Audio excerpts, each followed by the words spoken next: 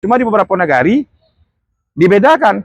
Kalau mengambang nan talipe itu ada rentang waktu antara 1 tahun sampai 5 tahun. Tapi membangkit batang tarandam itu artinya udah lebih 5 sampai 10 tahun, 20 tahun, 30 tahun. Assalamualaikum warahmatullahi wabarakatuh. Nah, aduh kemudian yang bertanya jo terhadap inyo lah lamo galah sakonyo balipe.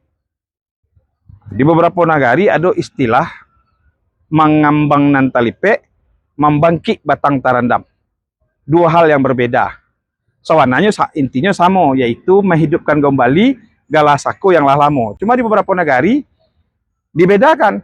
Kalau mengambang nan talipe itu ada rentang waktu antara 1 tahun sampai 5 tahun. Tapi membangkit batang tarandam itu artinya udah lebih 5 sampai 10 tahun, 20 tahun, 30 tahun galah kok ndak ada yang maciknya atau mamikuannya. Nah, iko yang harus kita duduan, walaupun juga di nagari-nagari mereka punya aturan. Bahasanya kalau mengambang nan talipe sekian waktu, kalau kemudian kalau lala jauh hari lebih dari 10 tahun, 20 tahun juga, itu istilahnya membangkit tarandam. Nah, untuk itu tatanan dan tata cara iko di masing-masing nagari keberagaman itu ada, berbeda, sehingga adat selingkuh nagari itu, adat selingkah nagari.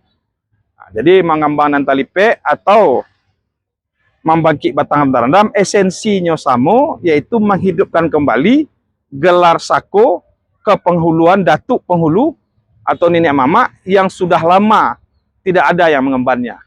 Jadi kepada kita, karena kita merasa orang Minang dan ada bukan merasa adalah orang Minang, sabayeknya sako-sako kita yang lah talipe yang lama tabanam kita bangkit balik agar harkat dan marwah diri kita sebagai orang Minang dan warisan leluhur kita tetap terjaga. Assalamualaikum warahmatullahi wabarakatuh.